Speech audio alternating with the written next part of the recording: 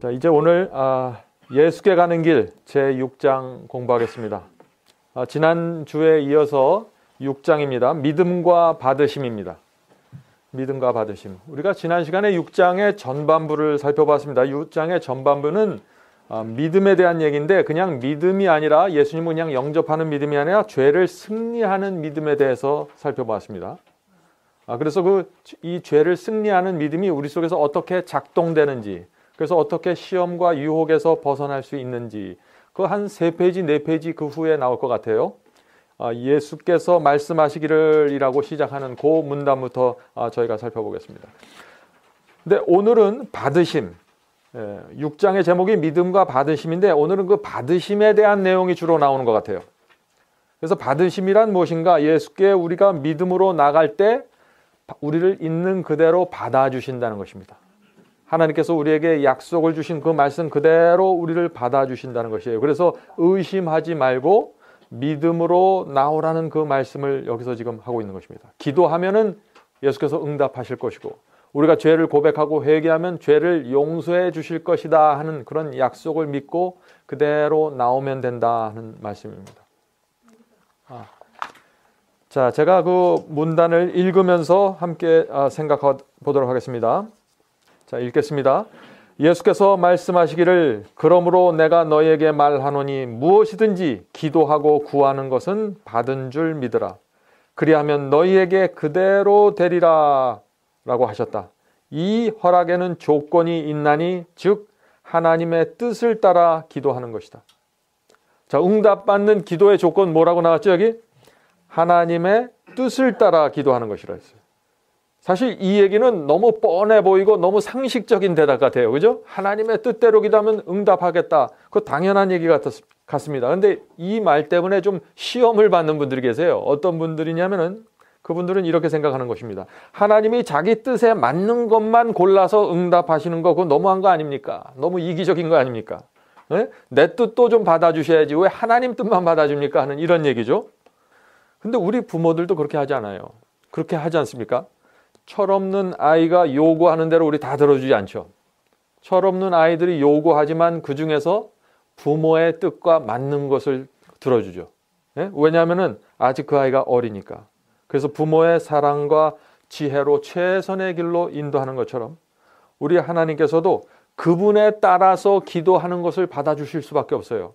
왜냐하면 내 뜻대로 기도하는 거 받아주면 무슨 문제가 생겨요? 내가 교만해져요. 내가 오히려 무너져 버립니다. 영적으로. 내가 불행해져요. 내가 건강을 잃어버리고. 그래서 하나님께서 눈물을 머금고 하나님의 뜻과 맞는 것만 받아주실 수밖에 없는 거죠. 그래서 어떤 때는요. 아무 사고 없이 잘 다녀오게 해주십시오라고 기도해요. 우리가. 그게 내 뜻이고 그게 하나님의 뜻인 줄 알고 기도하는 거죠. 그런데 사고가 나요. 왜 그래요? 어떤 때는 하나님의 뜻이 사고가 나요. 그래야 우리가 침상에 누워서 하나님 생각하니까. 그래서 이게 하나님의 뜻대로 기도한다는 것은 참 중요한 일입니다. 그래서 예수님께서 이 잔을 내게 지나가게 하옵소서 그 겟세마네 동산에서 십자가의 그 두려운 그것을 보면서 그렇게 내 뜻을 말했지만 결국 마지막은 뭐라고 말씀하세요? 내 뜻대로 하지 마옵시고 하나님 아버지의 뜻대로 주옵소서. 그건 굉장히 중요한 얘기예요. 우리 부모님 또 망나니 자녀를 또 군대 보낼 때 어떤 때는 일부러 어디 보냅니까? 해병대 보내지 않아요? 왜 그래요? 고생시키려고요? 고생하는 것도 그렇지만 그 안에서 훈련을 제대로 받고 사람 돼서 나오라고 그러는 거 아니에요. 그래서 우리가 하나님 뜻대로 기도해야 하나님께서 응답하신다 하는 것은요 정말 감사한 거예요. 이거. 내 뜻대로 마음대로 기도하는 거 다 받아주시면 어떻게 될 뻔했어요 그거. 큰일 나는 거예요 그거는.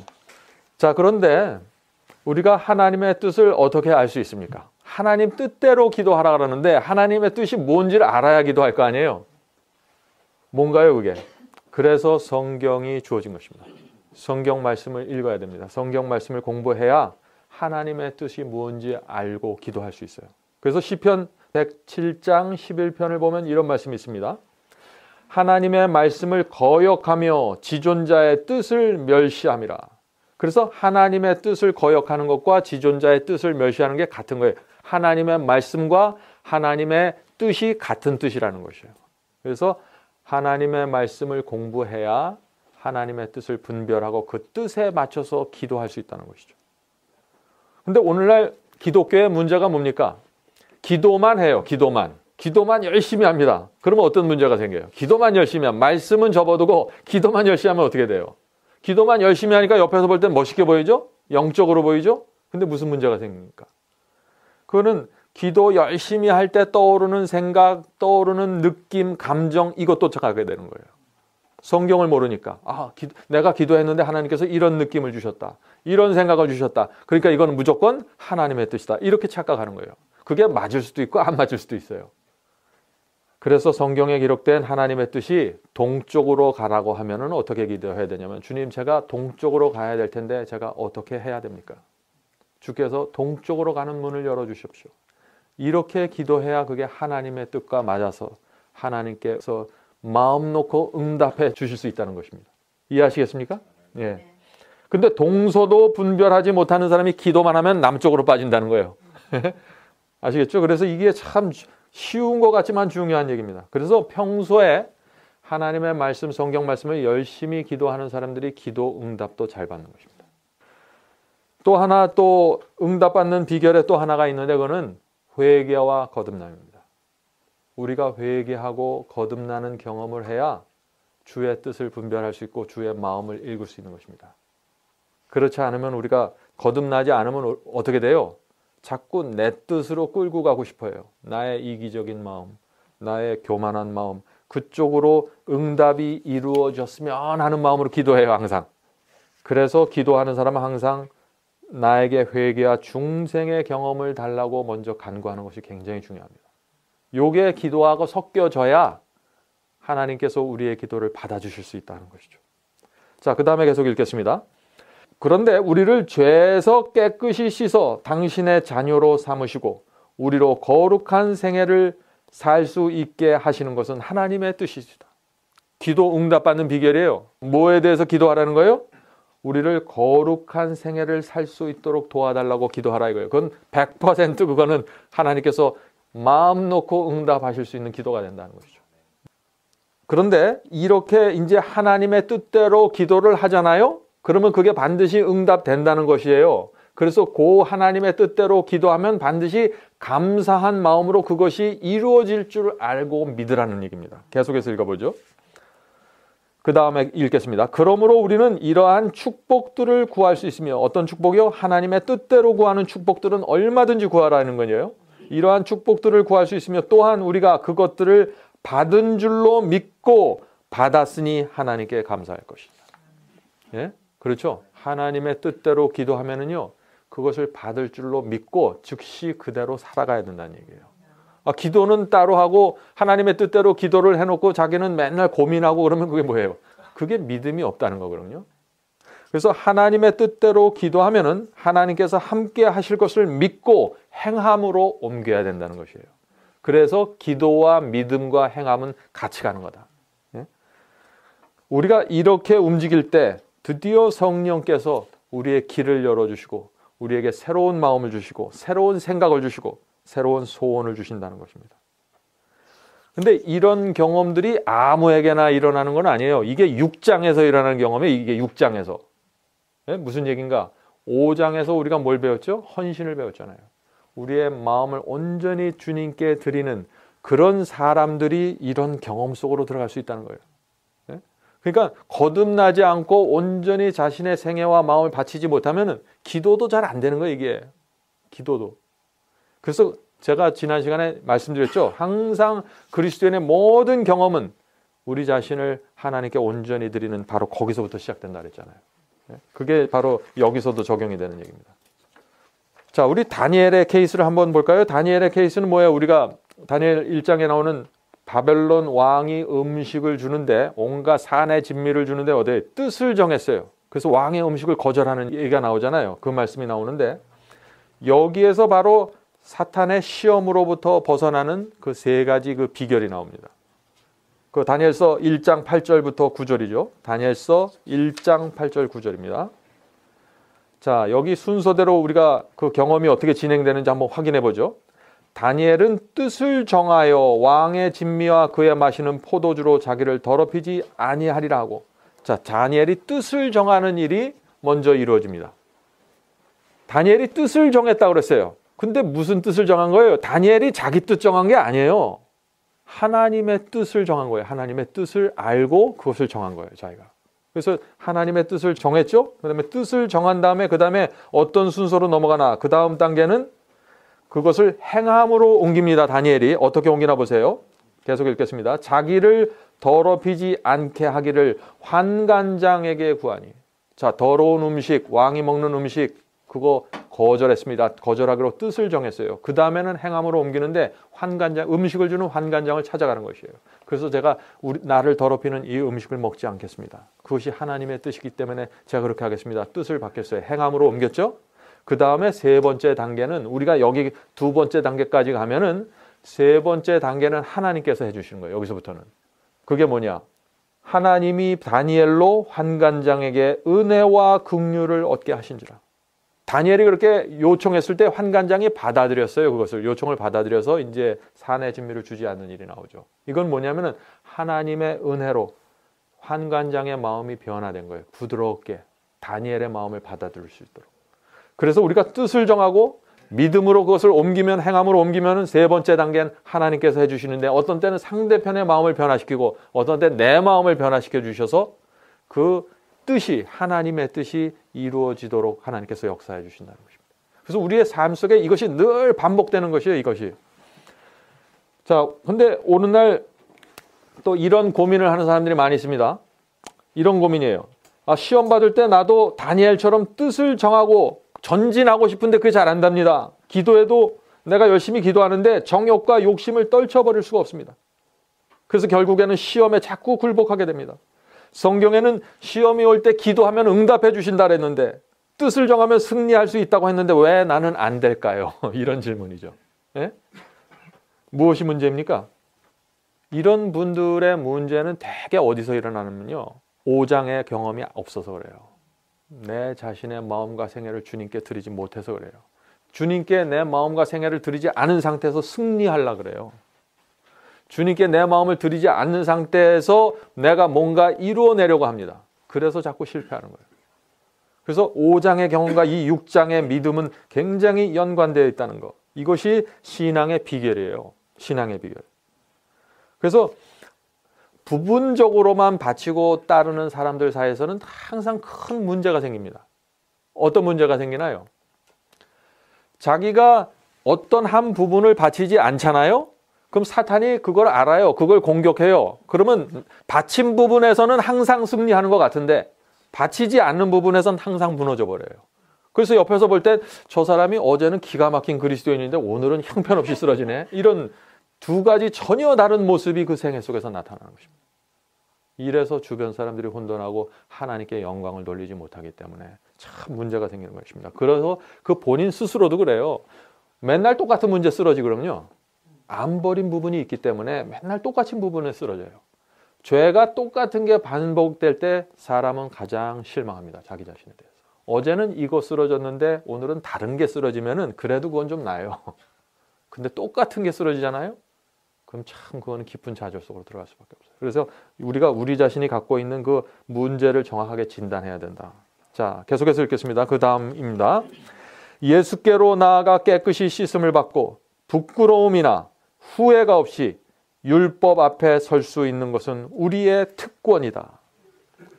전 여기서 이 특권이라는 표현에 좀 강조를 하고 싶어요. 특권. 되게 우리가 율법 앞에 설 수 있는 거 우리가 그렇게 해야 되지 우리의 의무 아닌가라고 생각하죠. 나는 어떻게 해서든지 그렇게 해야지. 내가 어떻게 해서든지 그런 경험을 가야지. 우리의 의무라고 생각하는데 지금 이 예수께 나가는 길 이 책에서는 특권이라 그래서 그걸 특권. 이 생각의 전환이 돼야 돼요. 정말 우리가 율법 앞에 나가서 부끄러움이나 후회가 없이 쓸 수 있는 그것은 특권입니다. 왜 특권이냐? 그 뒤에 나오는 그 성경절을 계속 읽어보세요. 로마서 8장 1절과 4절입니다. 그러므로 이제 그리스도 예수 안에 있는 자에게는 결코 정죄함이 없나니 육신을 쫓지 않고 그 영을 쫓아 행하는 연고이다. 순결한 마음을 예수님께 받습니다. 그러면 율법 앞에 서서 어떻게 돼요? 정죄나 죄책감을 느끼지 않게 돼요. 그래서 자유롭게 되는 것입니다. 예수께 순결한 마음을 받았기 때문에 자유로워지는 거예요. 그래서 이런 사람들은 육신을 쫓지 않고 성령을 쫓아 행하게 된다는 것이죠. 바로 이런 상태에서 영혼의 평안을 유지할 수 있는 것입니다. 이게 바로 특권이라는 거예요. 예수 안에 거하는 특권. 뭔가 영혼의 평안을 느끼는 거예요. 정죄로부터 벗어나서 자유로워지는 것입니다. 이 경험 속에 들어가는 사람들이 예수 안에 거하는 사람들이다. 오늘날 기독교에서 이 로마서 8장 1절에 대한 오해가 많죠? 왜 오해가 많냐? 이제 예수 그리스도 안에 있는 자에게는 결코 정죄함이 없나니. 예? 예수 믿으면 정죄함이 없다 이거예요. 내가 죄를 범해도 예수를 믿기 때문에 더 이상 정죄 없다. 이거는 양심의 마비지 자유가 아니에요. 그거는. 예? 자, 그런데 이 성경절을 영어 성경 킹 제임스로 보면 거기 분명히 나와 있어요. 예? 뭐라고 나와 있어요? 그리스도 예수 안에 있는 자에게는 결코 정죄함이 없나니. 한글 성경에는 여기까지 해석하고 끝났는데 영어 성경에 보면은 왜냐하면은 내가 육신을 쫓지 않고 영을 쫓아 행하기 때문이다 그랬어요. 분명한 거예요. 그런데 그 뒤에 성경절이 없어져 버렸기 때문에 해석이 안 됐기 때문에 사람들이 자꾸 이상한 오해를 하는 거예요. 자, 계속해서 그 다음 말씀 예수께 나가긴 길 그 말씀을 읽겠습니다. 그 후로는, 여기서 그 후로는 뭐냐면은 예수께 마음을 깨끗이 씻는 그 경험을 한 다음에 그 정죄를 받지 않는 자유함을 누리는 그 경험, 그 후로는 그대들이 자신의 것이 아니요. 왜 예수께 새 마음을 받고 씻음을 받으면 왜 내가 내 것이 아닙니까? 왜 우리가 우리 것이 아니에요? 자, 이제 그 뒤에 설명이 나옵니다. 값으로 산 것이 되었다. 내가 값으로 산 바 되었기 때문에 이제 내 게 아니라는 얘기죠.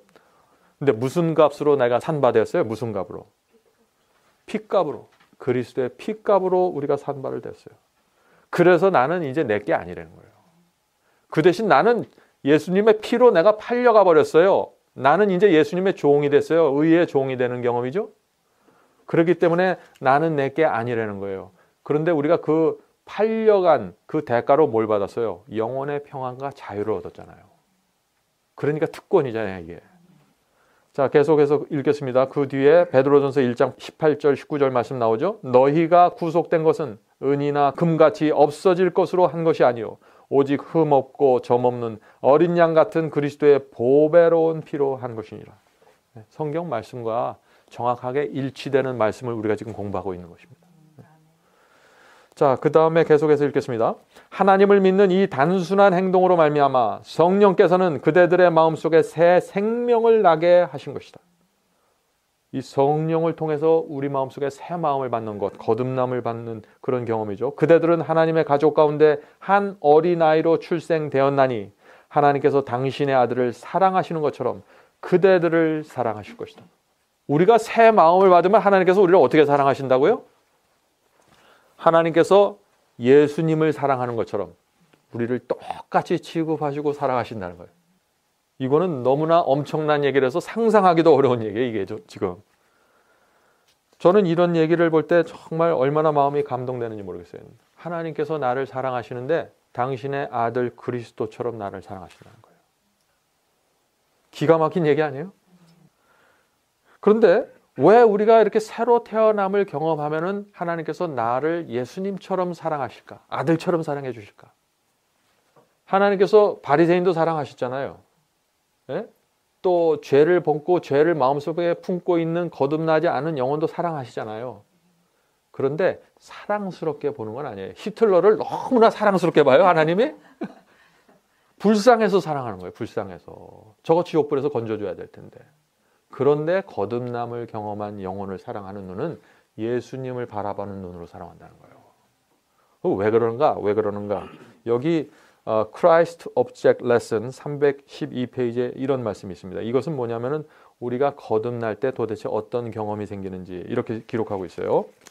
우리가 우리 자신을 그리스도께 복종시킬 때 그 마음은 그분의 마음과 하나가 되고 우리가 예수님의 마음과 하나가 되고 그 뜻은 우리의 뜻은 그분의 뜻에 몰입되며 그 정신은 그분의 사상에 사로잡히게 되어서 우리는 그분의 생애를 살게 된다.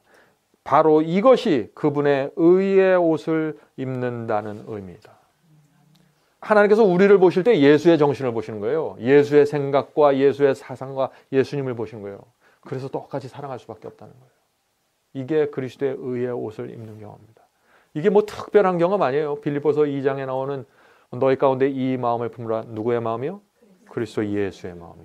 성경에 없는 얘기가 아니에요. 성경에 그대로 있는 얘기를 풀어서 지금 설명하는 거예요. 우리가 지금.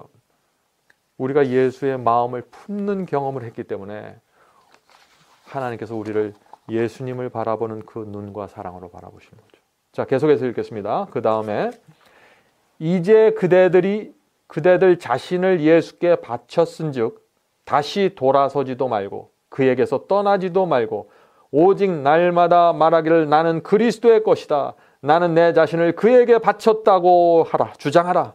그리고 그에게 당신의 신을 성령을 주시기를 구하고 또 당신의 은혜로 그대를 보존하여 주시기를 청할 것이다. 그리스도에는 이런 주장을 하면서 살라는 것이에요. 마귀가 다가올 때, 시험을 돌 때 나는 그리스도의 것이다. 에?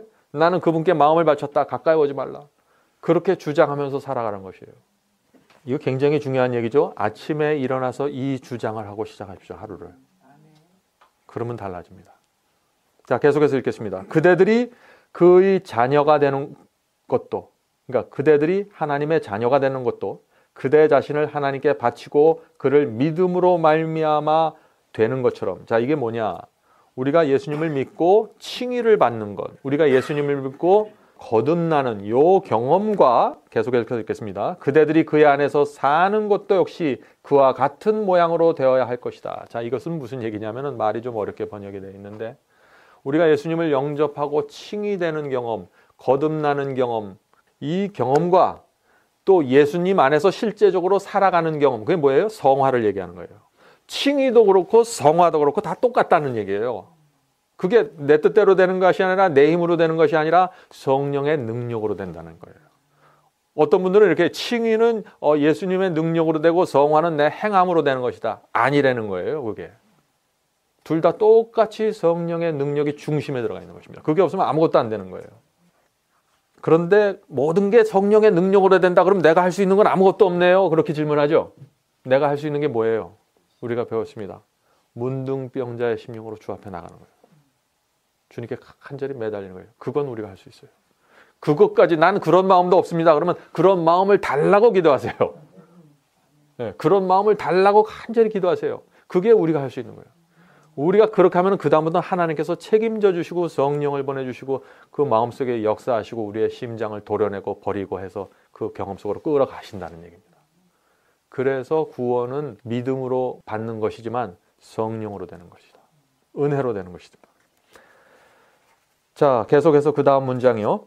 어떤 사람들은 저희는 아직 미결 중에 있으므로 아직 결정되지 않았기 때문에 하나님의 축복을 요구하려면 먼저 저희가 개선되었다는 것을 주께 증명해야 한다고 생각하는 모양이다.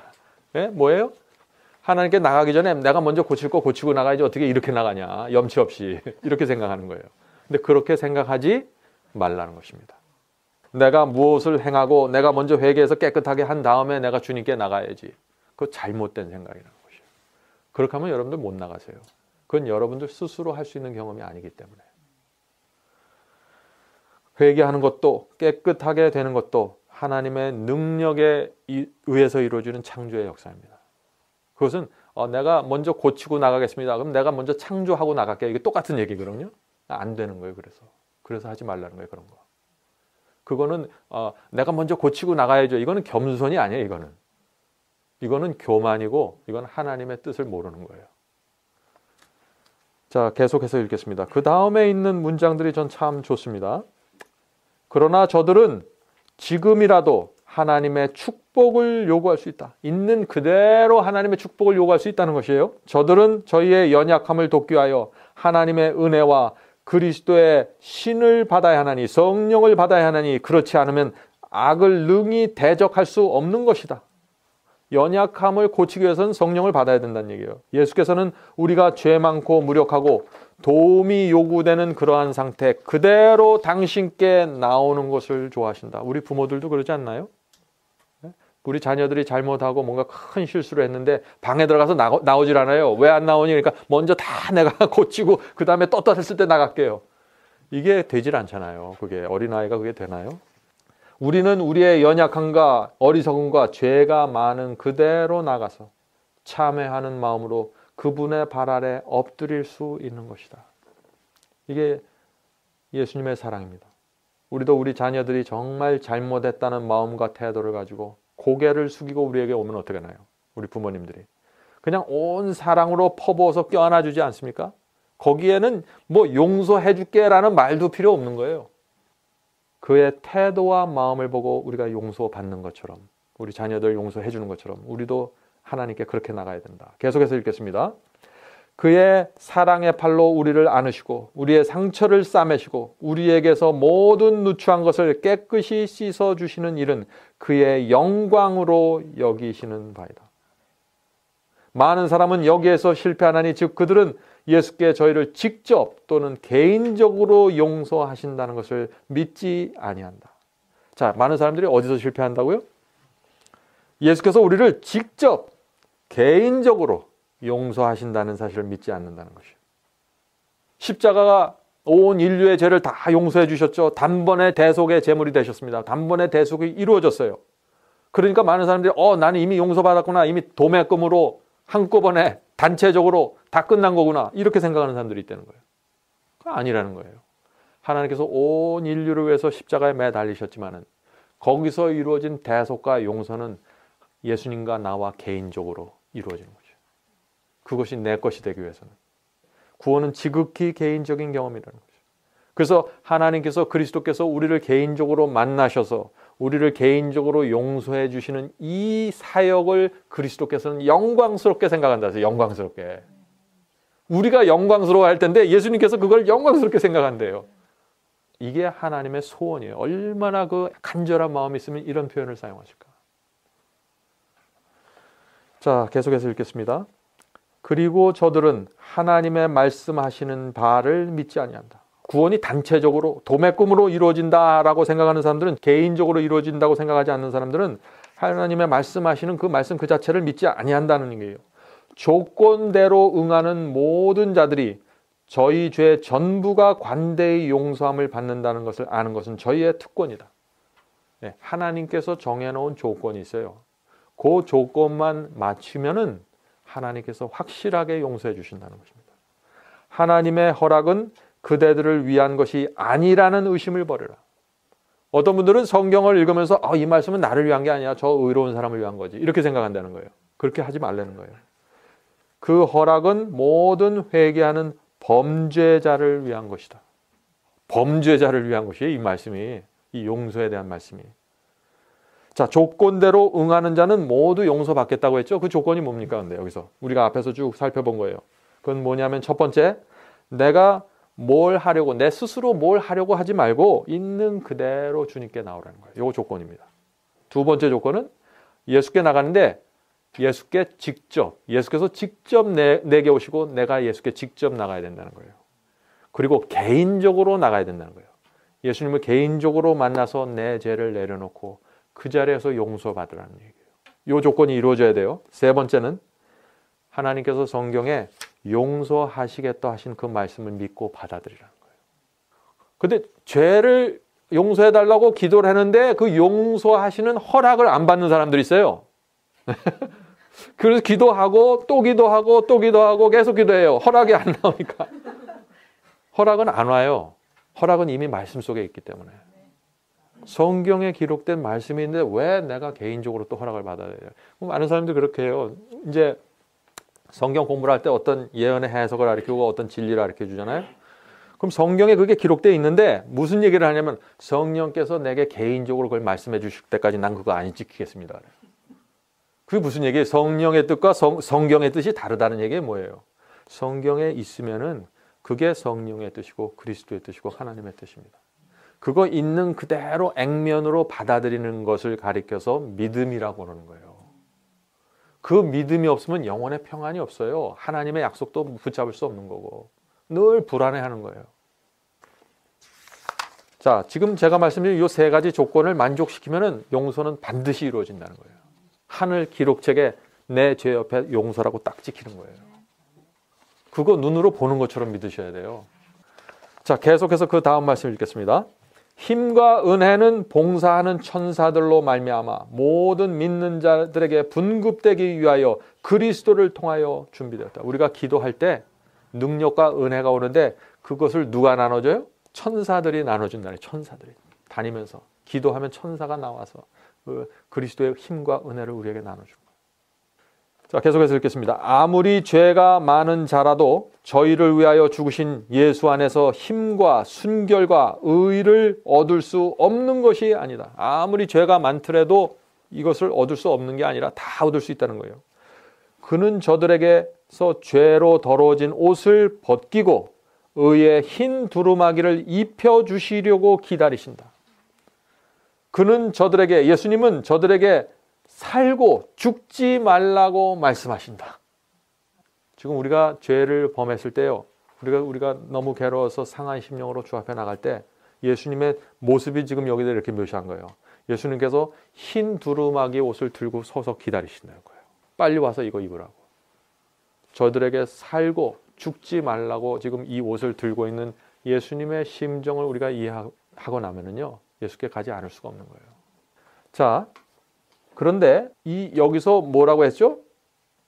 저들에게서 죄로 더러워진 옷을 벗기고 흰 옷을 입혀주시는 거였어요. 옷을, 더러운 것을 벗기고 흰 옷 입혀주는 거예요. 더러운 옷 입고 있는데 그 위에다가 흰 옷 입혀주는 게 아니에요. 굉장히 중요한 사상입니다. 오늘날 기독교에 있는 많은 그 흰 옷 입는 경험, 칭의를 가지고 얘기할 때요, 옷 입는데, 더러운 옷 입는데 있는 그대로 나왔으니까 나 있는 그대로 여기다 입혀주십시오. 이게 아니라는 거예요.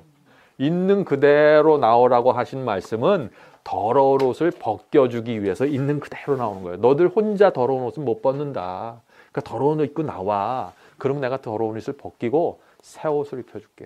이게 칭의의 경험이거든요. 그래서 다시 말해서 더러운 옷을 벗기고 새 옷을, 흰 옷을 입힌다. 이게 뭐냐면 더러운 마음을 씻어내고 새 마음을 주시겠다는 것이거든요. 그래서 우리가 이걸 다시 말하면 뭐냐, 죄를 품고 있는 그 상태 그대로 새 옷을 입혀주겠다는 얘기가 아니라는 거예요. 죄를 품고 죄를 붙잡고 있는 그대로 예수님 앞에 나와요. 그러나 예수님 앞에 나가서 십자가를 바라보고 그분의 말씀을 명상하면은 우리 마음속에 성령을 통해서 그 붙잡고 있는 죄를 놓아버리게 된다는 거예요. 그리스도의 십자가 앞에 그 죄를 던지게 된다는 것이에요.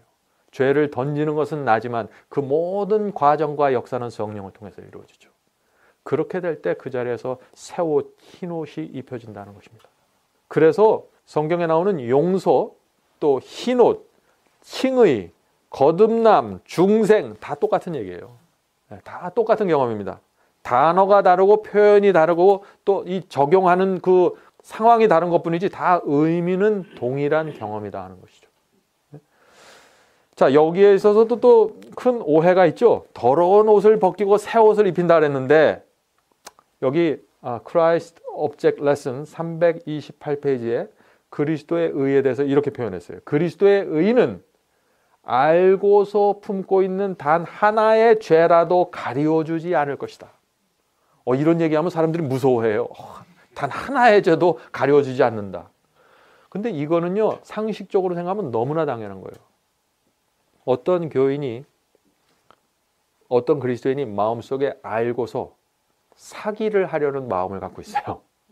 내가 사기를 쳐서라도 저 사람의 돈을 가져와야겠다 하는 계획을 품고 있어요. 근데 하나예요. 그런데 그거를 알고서 예수님께서 그것을 칭의의 옷을, 그럴 수가 없는 거예요. 그래서 더러운 마음을 벗겨내고 새 옷을 입혀주신다는 거예요. 그러면 단 하나의 죄도 가려주지 않을 것이다 하는 것은 이 단 하나의 죄라는 건 뭐냐면은 내가 알고 있는, 내가 정확하게 의식하고 있는 죄예요. 성령께서 내게 말씀하셔서 그 죄를 버리라고 호소하는 바로 그 죄를 얘기하는 거예요. 무의식 중에 있는 저 마음속에 묻혀있는 나도 모르는 어떤 것을 말하는 게 아니에요. 하나님께서 우리에게 죄라고 말씀하시고 우리에게 양심의 가책을 주시는 것은 정확하게 지성적으로 알고 있는 그 문제를 갖고 얘기하시는 거예요. 그 문제가 해결이 돼야 흰옷 입는 경험 속으로 들어간다는 것입니다. 아시겠습니까? 여기 동의하십니까, 여러분들? 네. 예. 감사합니다.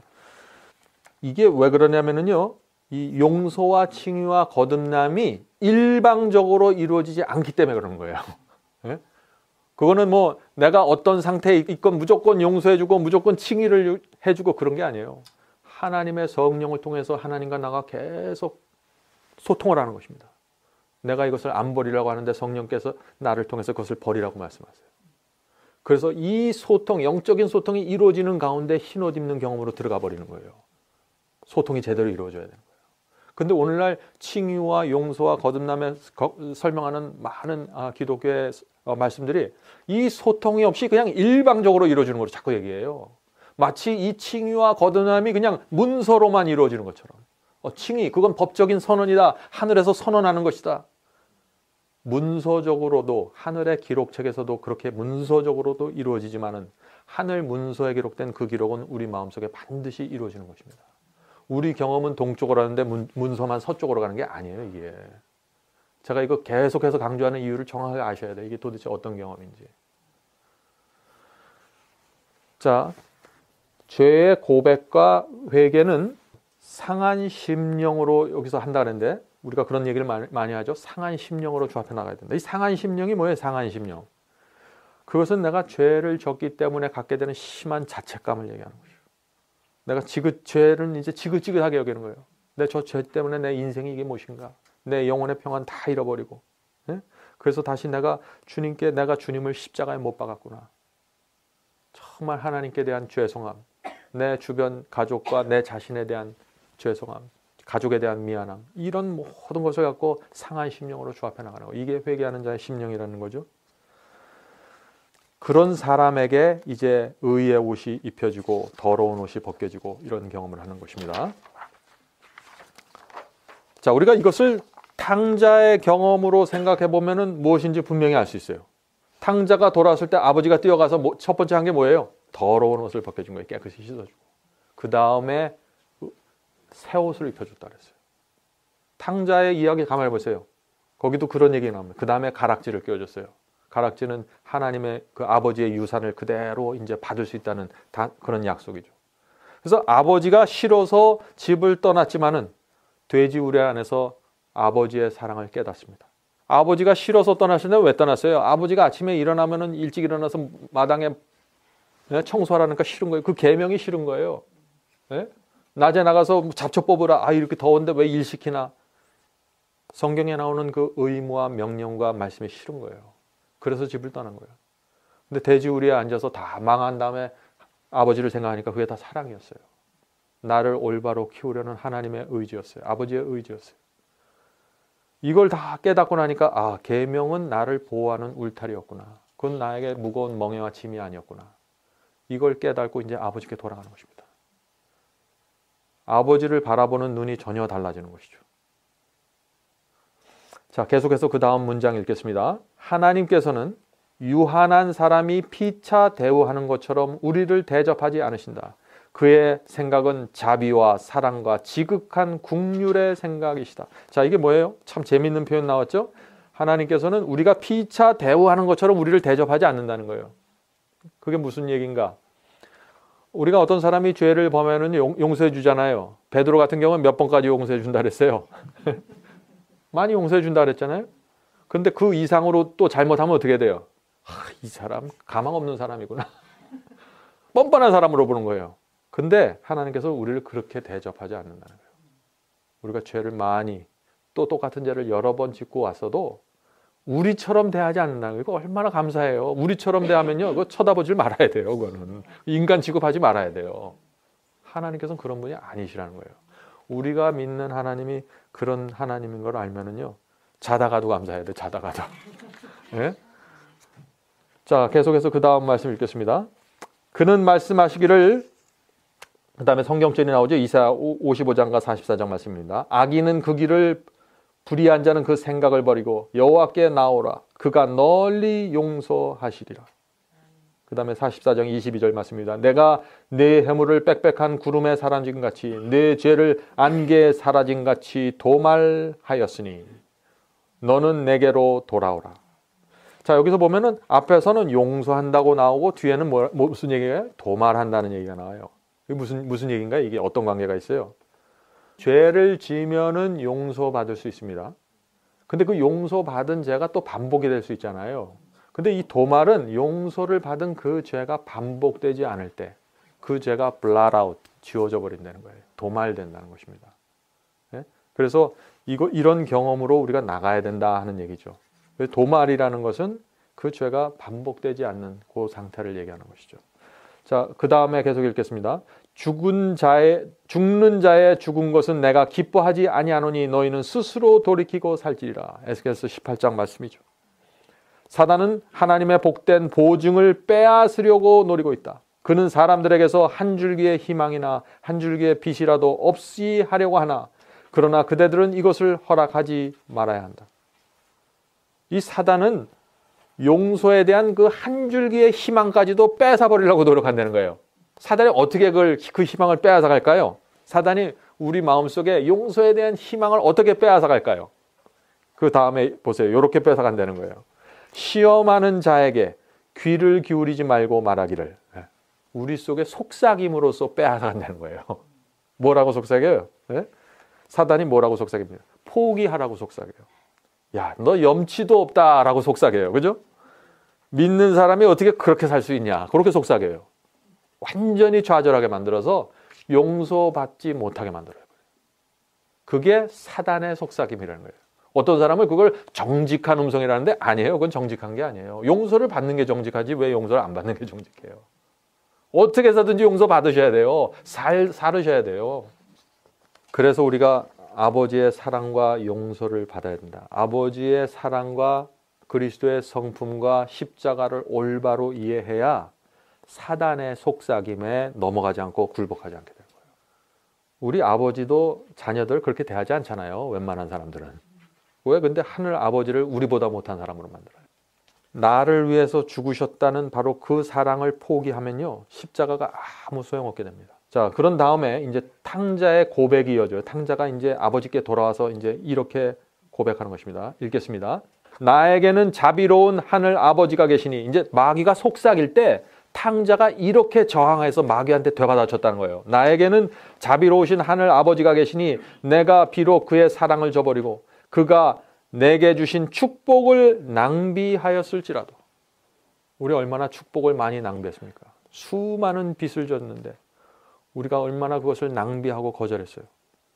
낭비하였을지라도 나는 일어나 내 아버지께 가서 말하기를 아버지여 내가 하늘과 아버지께 죄를 얻었사오니 지금부터는 아버지의 아들이라 일컬음을 감당치 못하겠나이다. 나를 품꾼의 하나로 보소서라고 말할 것이다.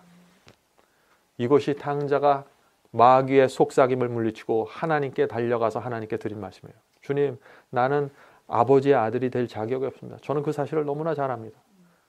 근데 이제부터 저는 그냥 아버지의 집에서 일하는 뭐예요? 종으로, 노예로 삼아 주시옵소서. 아버지가 먹다 남은 상에서 그냥 떨어지는 것만 먹고 살겠습니다.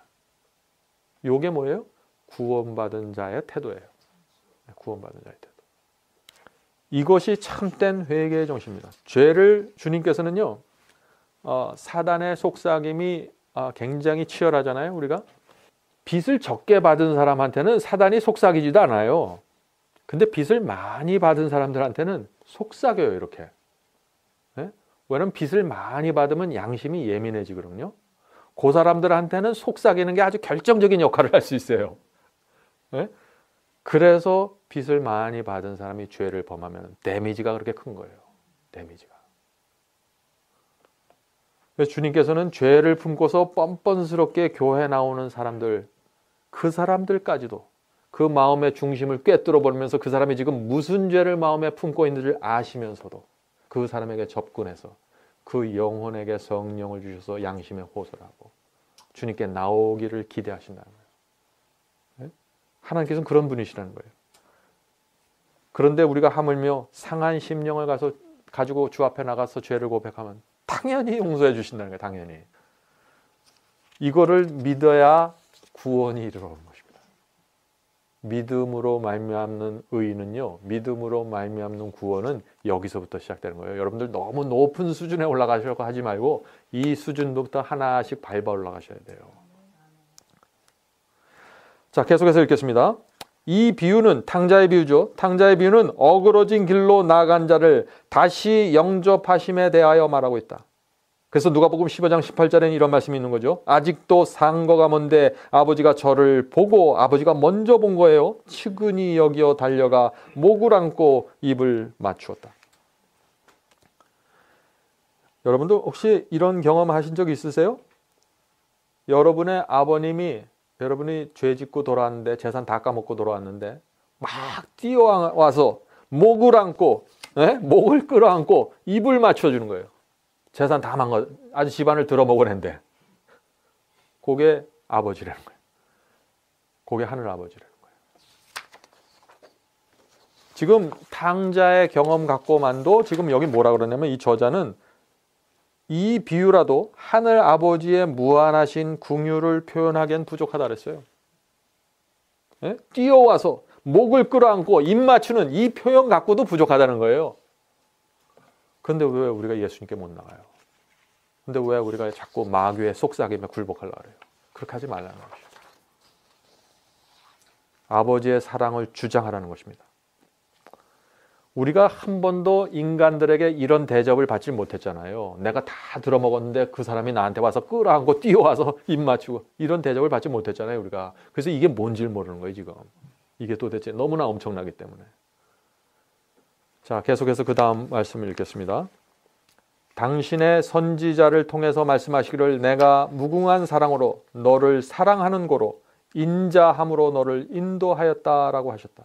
죄인이 오히려 부친의 집에서 멀리 떨어진 다른 지방에서 자기 재산을 낭비하는 동안에 그 아버지의 마음은 그를 심히 사모하였나니 그러므로 죄인의 심령에 하나님께로 돌아가려는 갈망이 일어나는 것은 그 방랑자를 아버지의 사랑의 품으로 이끌어들이기 위한 성령의 탄원과 호소에 불과한 것이었다.